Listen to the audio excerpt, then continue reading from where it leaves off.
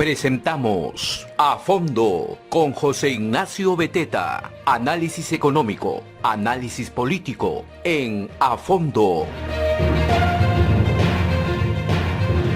Este programa llega gracias a Black Coffee, el sabor y aroma del mejor café gourmet del Perú. Muy buenos días, soy José Ignacio Beteta, ¿cómo están? Conductor de A Fondo, gracias a la Red de Comunicación Regional y también a la Asociación de Contribuyentes del Perú, llegando a más de 12 regiones del país, a casi 50 emisoras televisivas y radiales desde Cajamarca hasta Puno. Y también gracias a un auspiciador muy especial, que es Black Coffee. Black Coffee, así como suena, es un café de especialidad que apuesta por los caficultores de las mejores zonas cafetaleras del país, de Ayacucho, del Braem inclusive, de Cajamarca, Amazonas, de Oxapampa y de Cusco, ¿no? Y ustedes lo pueden conseguir si llaman a este número telefónico que les voy a dar, 997-393-766, 997-393-766, Black Coffee, que es el sabor y el aroma del mejor café gourmet del Perú, que es también un aliado de este programa. Esta semana, que ya arrancó con un nuevo año, ¿cierto? Y el año no se pone más lento, todo se pone más rápido, ya estamos 4 de enero, ya pasaron las fiestas, hace unas cuantas horas era Navidad, hace unas cuantas horas era Año Nuevo, y ustedes, amigos y amigas, dirán, bueno, ya pues empezó el año a trabajar, se acabaron las fiestitas, y hay dos elementos que hay que tener en cuenta. Lo primero es, evidentemente, el tema económico, que tiene que ver con los sanitarios. No hay señales, queridos amigos, de una nueva ola o de una tercera ola que vaya a generar cuarentenas, restricciones, confinamientos, ni nada de este tipo. Nadie les puede hacer creer que en este momento en el Perú existen los datos como para que nos vuelvan, digamos, a meter en cuarentenas, toque de queda, confinamiento. Eso no existe. Hay un leve rebrote estadístico de casos y evidentemente hay que cuidarse. Estés vacunado o no estés vacunado, tienes que cuidarte y, de verdad, tomar las precauciones con tu mascarilla, no estar en aglomeraciones, todas las medidas sanitarias que tienes que cumplir, cúmplelas.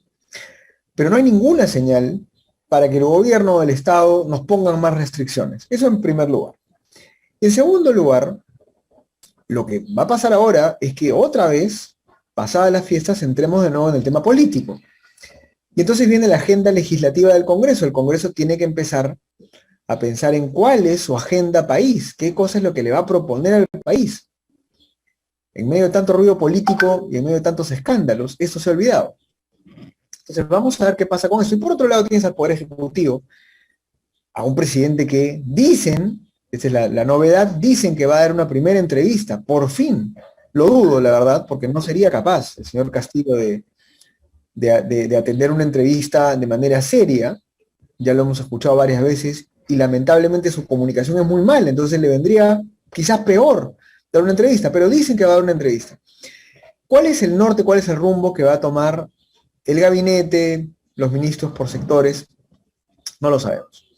Entonces, para conversar de esos temas y de un tema muy importante, que es el tema que siempre hay que tenerlo en la cabeza, siempre hay que tener en la cabeza el tema de la Asamblea Constituyente, la Constitución y estos afanes de cambiar la Constitución del partido de gobierno. Y para hablar de la coyuntura tenemos con nosotros el día de hoy a Jorge Lasarte. Jorge Lasarte, que es abogado, especialista en políticas públicas y fundador y voluntario del movimiento Integridad. Jorge, ¿cómo estás? Buenos días. Hola José, buenos días, gracias por la invitación. A ver, si tuvieras que hacer un resumen corto de tus 2 o 3, vamos a decir así, temas más resaltables del 2021 en cuanto a país, en cuanto a temas políticos, ¿qué resaltarías? ¿Cuáles crees que han sido los eventos más importantes del 2021, sean positivos o negativos, digamos, ¿no? A ver, empecemos con lo bueno. Yo creo que si nos remontamos a inicios del año 2021, éramos muy escépticos frente al cronograma de vacunación, ¿no? Creo que algo positivo para el Perú que tenemos que rescatar es que, pese a todas las expectativas negativas que teníamos para adquirir vacunas, finalmente el Ministerio de Salud y el gobierno logró adquirir las vacunas que se necesitaban para poder cubrir a la mayor parte de la población. El reto ahora es que mucha gente no se quiere vacunar, ¿no? Pero pero creo que eso es algo positivo. Algo negativo fue sin duda la contienda electoral, ¿no? Creo que nos dejó a todos con un sinsabor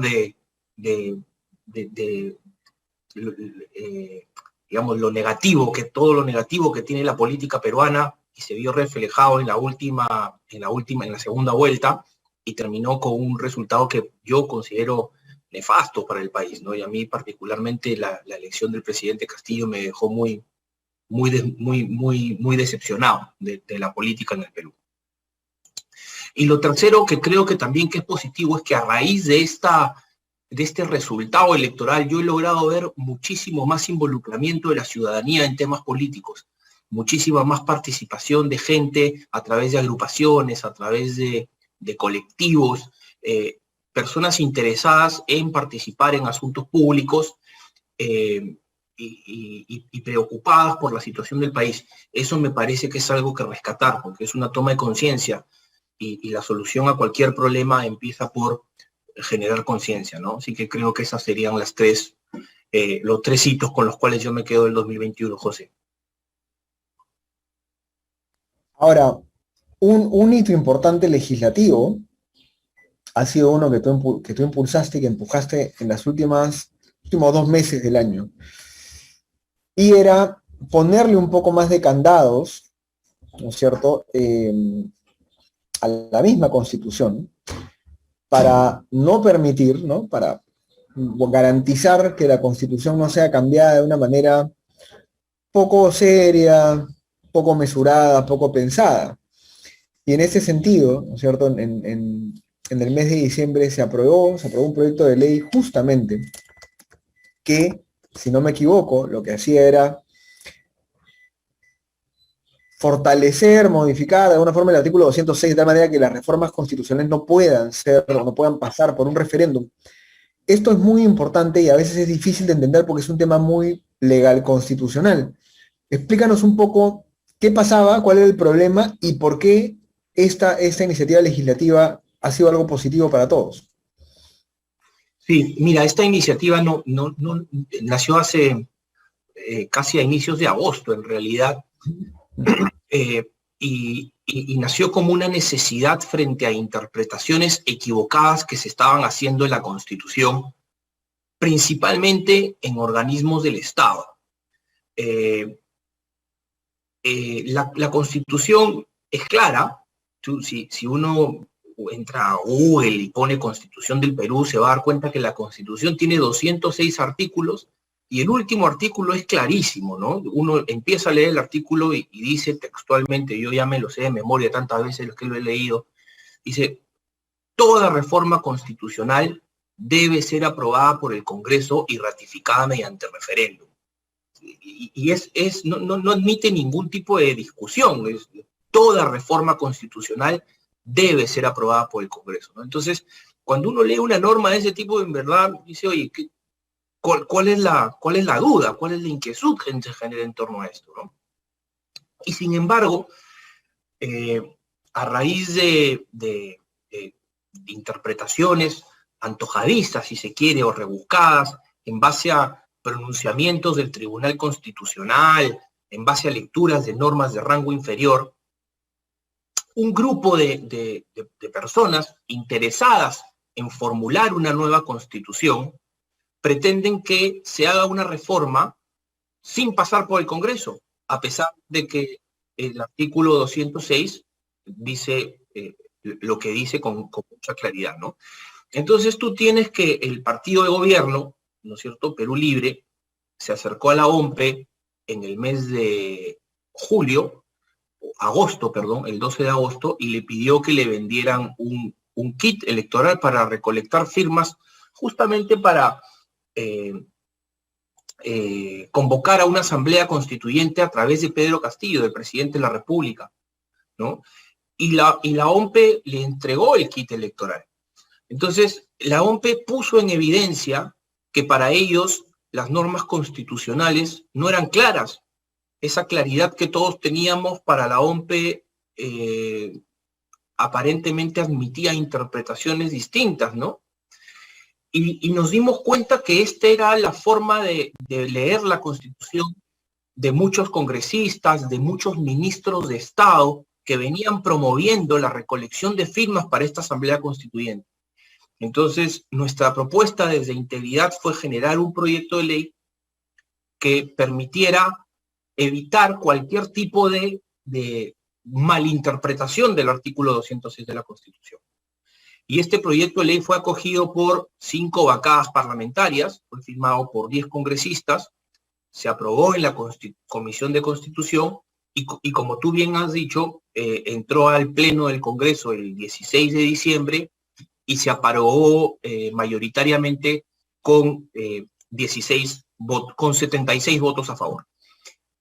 Ese proyecto lo único que dice es precisar o aclarar lo que dice el artículo 206 de la Constitución en una norma de rango inferior. O sea, dice, el presidente de la República no puede convocar a un referéndum de reforma constitucional si es que el Congreso no lo aprueba primero, ¿no? Que es, de alguna manera, le dice a las autoridades electorales, no se puede convocar a un referéndum de reforma constitucional sin aprobación del Congreso. Y eso es, el proyecto está, la autógrafa de la ley firmada se ha enviado al Palacio de Gobierno para ser promulgada, y debiera el presidente de la República hasta el 13 de enero promulgarla o eventualmente observarla para que regrese al Congreso, ¿no? Y esa es la situación en la que estamos ahora. Excelente. Sí, definitivamente. ¿Con cuántos votos se aprobó esta iniciativa? Con 76 votos. O sea, lo más probable, en el mejor de los casos, es que si el presidente la observa o no la promulga, el Congreso la promulgue por insistencia, ¿no? Sí, esa es una posibilidad sin duda. Nosotros creemos que lo que corresponde en verdad es que el presidente la promulgue, ¿no? El presidente tiene que promulgar esta ley. El presidente, las primeras palabras que dirigió al Perú como presidente de la República en el Pleno del Congreso fueron a favor de respetar la reforma constitucional a través del Congreso. Si uno lee el discurso del presidente o ve los videos, los extractos de los videos que circulan en redes, él indica frente a todo el Perú en el hemiciclo del Congreso que toda reforma constitucional se va a hacer a través del Congreso. De manera que la ley lo único que hace es plasmar las palabras del propio presidente de la República en una norma.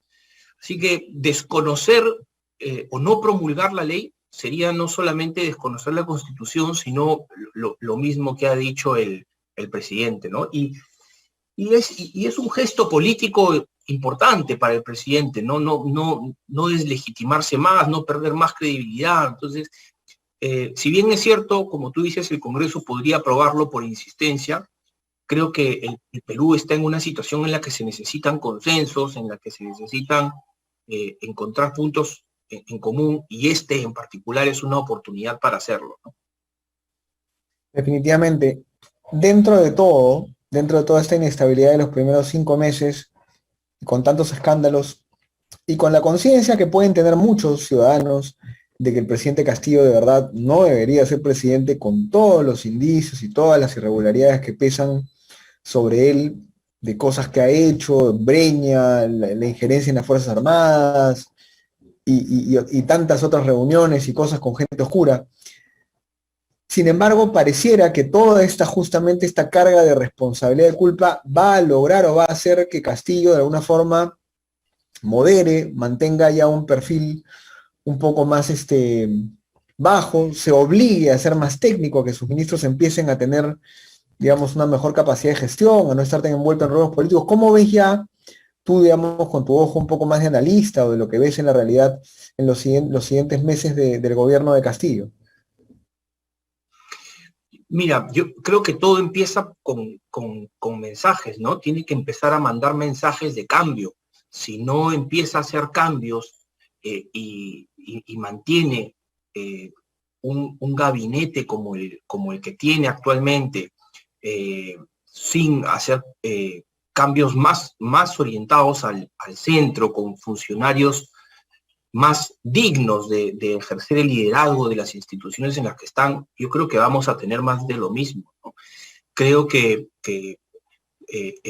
digamos, el destino de un país está en las manos de sus líderes.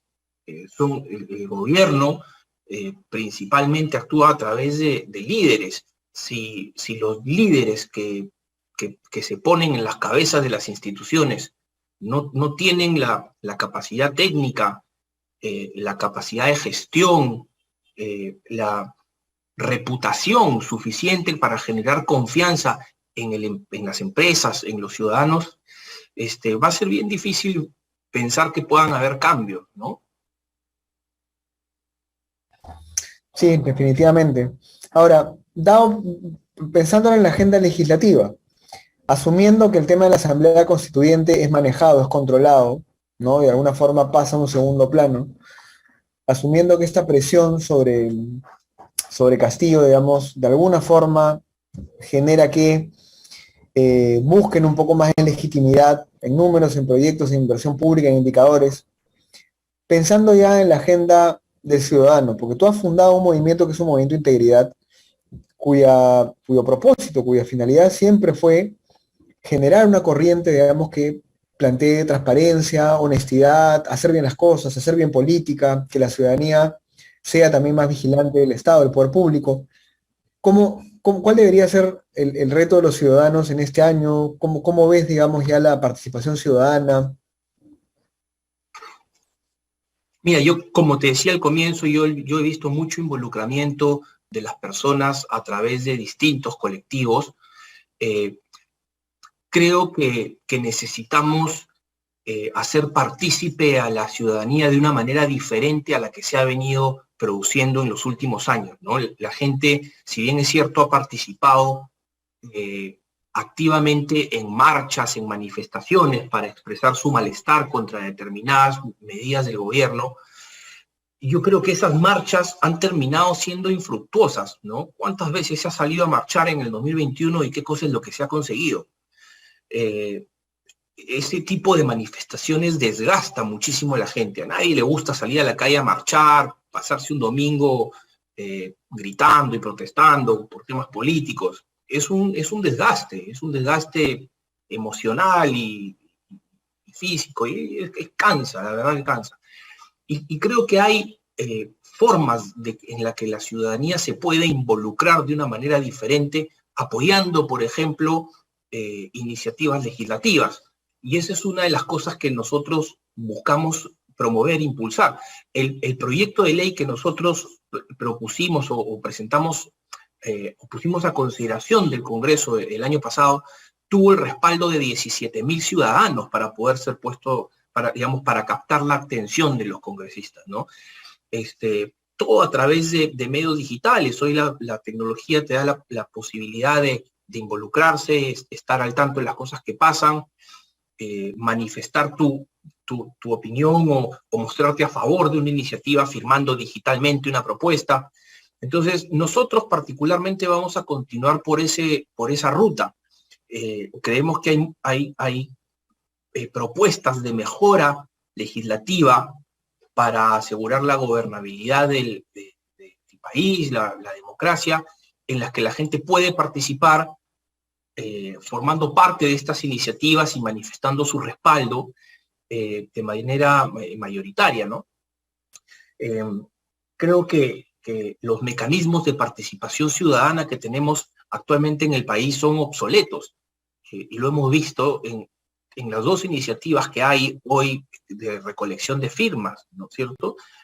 Una liderada por el partido de gobierno para recolectar firmas para su asamblea constituyente, y la otra por Lucas Gersi para modificar la Constitución y que se prohíba cualquier tipo de asamblea constituyente. Este sistema de recolección de firmas con planillones y lapiceros en el 2020, donde todo se maneja casi todo se maneja de manera digital, parece pues precario, ¿no? Prehistórico. Entonces, si queremos generar mecanismos de participación ciudadana, tenemos que pensar de una manera diferente, de una manera distinta, no andar con lapiceritos y papeles buscando 2 millones, 3 millones de firmas en las calles, ¿no? Entonces, creo que ahí hay retos importantes a los que tenemos que apuntar para ver que la ciudadanía, la población se maneje de una manera distinta, ¿no? ¿Cuál es el siguiente reto que van a plantear ustedes como movimiento? Definitivamente ha sido muy valioso el tema de la Asamblea Constituyente o el cambio constitucional y el de poner candados a este uso inadecuado, un referéndum. ¿Tienen una batalla en mente, algo más que puedan pelear desde la ciudadanía, algún tipo de reforma de las tantas que se necesitan además en este país? Mira, hay dos que tenemos todavía pendientes, que hemos iniciado y que todavía no han terminado. De hecho, para nosotros el proyecto de ley o la ley aprobada en el Congreso todavía no es un objetivo cerrado hasta que no se publique la ley en el peruano. Tenemos que insistir, seguir generando presión de la ciudadanía para que esto ocurra. Nosotros interpusimos también una acción de amparo en Trujillo para evitar que el Jurado Nacional de Elecciones y la OMPE pudieran autorizar la convocatoria a un referéndum. Esa acción de amparo tuvo una audiencia a fines del año pasado, el 28 de diciembre fue la audiencia, y estamos esperando sentencia del juez. De lograrse obtener una sentencia favorable, el juez podría decirle a la OMPE que declare la nulidad de los planillones que han sido entregados al partido de gobierno y que les ordene abstenerse de convocar a cualquier referéndum de reforma constitucional que no pase previamente por el Congreso. Para nosotros esa sería una victoria sumamente importante, porque ya no sería solamente el Poder Legislativo quien le dice a las autoridades electorales y al Poder Ejecutivo que toda reforma constitucional tiene que pasar por el Congreso, sino también el otro poder del Estado, el Poder Judicial, diciéndoles exactamente lo mismo. Entonces, esa es una iniciativa que tenemos que consolidar a inicios de este año. Interpusimos también una acusación constitucional contra 4 ministros de Estado y el presidente de la República por emitir decretos de urgencia que desviaban fondos no presupuestados del Estado hacia el Ministerio de Economía con fines populistas, para otorgar bonos, para financiar obras en gobiernos locales y regionales que debieron haber sido aprobadas en el Congreso y no mediante decretos de urgencia. Entonces, esa es otra iniciativa que tenemos en la que vamos a seguir insistiendo. Y una nueva que vamos a lanzar a inicios de este año, que creemos que es bien importante por evitar una crisis política en momentos de tensión, está orientada a definir con claridad el tipo de elecciones que corresponde convocar al presidente del Congreso ante la eventual vacancia del presidente de la República y de su vicepresidente. Porque, si bien es cierto, la Constitución, al igual que en el caso de la Asamblea Constituyente, parece clara, hoy surgen entre algunos entendidos de la doctrina constitucional algunas discusiones respecto del tipo de elecciones a lo que hay que llamar. Para la mayoría de constitucionalistas, las elecciones son solamente presidenciales, ¿no? Pero hay un grupo de gente que dice, no, las elecciones tienen que ser generales. Y entonces, si se vaca el presidente y no hay vicepresidentes, tendríamos que convocar elecciones presidenciales y congresales. Entonces, lo que no nos podría ocurrir en cualquier escenario en el que se dé una vacancia, sea en este gobierno o en futuros gobiernos, porque estamos acostumbrados a este tipo de crisis, es tener una situación de incertidumbre tan grande de qué tipo de elecciones vamos a tener y que se genere una crisis política que agrave la tensión en el país simplemente por una equivocada interpretación de las normas. Entonces, esa es una iniciativa que consideramos importante y la vamos a emprender en los próximos días. Muy similar a la que hicimos con la reforma con la ley de precisión de la Asamblea Constituyente, ¿no? De acuerdo. Nada, buenísimo.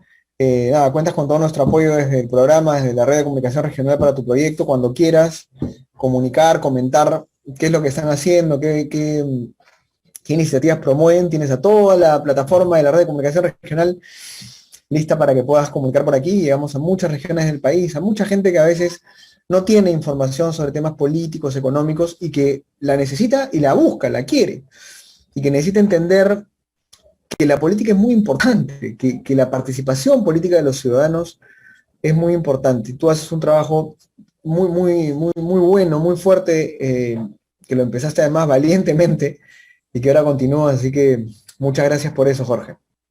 No, gracias a ti, felicitaciones por el despliegue, José. Y todas nuestras iniciativas son públicas, tratamos de transparentar lo máximo posible todo lo que hacemos. Tenemos una página web que es integridadporelperú.com, pueden entrar ahí, ver todo lo que hacemos y las formas de apoyar, compartiendo contenidos, firmando peticiones y estando informados, ¿no?, de cuáles son el día a día de la realidad política en el Perú. De acuerdo, muchas gracias, Jorge, que te vaya muy bien, No, cuídate. igualmente, gracias a ti, José. Gracias. Sigo Jorge Lazarte, abogado, con mucha experiencia en políticas públicas y ahora fundador, líder, voluntario de este movimiento Integridad por el Perú, que es muy importante y que, como han visto, ha generado una iniciativa legislativa trascendente, que de alguna forma ha puesto un candado a que cualquier grupo político, con poder, con plata y con malas intenciones, pueda cambiar la Constitución. Y ahora van por más. Es muy importante la participación ciudadana y ellos son un ejemplo de que organizados, con voluntad, con orden, con buen conocimiento de las leyes y de la política pública, la ciudadanía puede participar. Y ya vieron ahí www.integridadporelperú.com, que es la página web de este movimiento y que yo creo que hay que seguirlos y apoyarlos de todas maneras. Vamos a terminar aquí el programa. Ha sido un gusto estar con ustedes. Muchas gracias y nos vemos mañana otra vez en A Fondo. Que les vaya muy bien. Cuídense. Hemos presentado A Fondo con José Ignacio Beteta.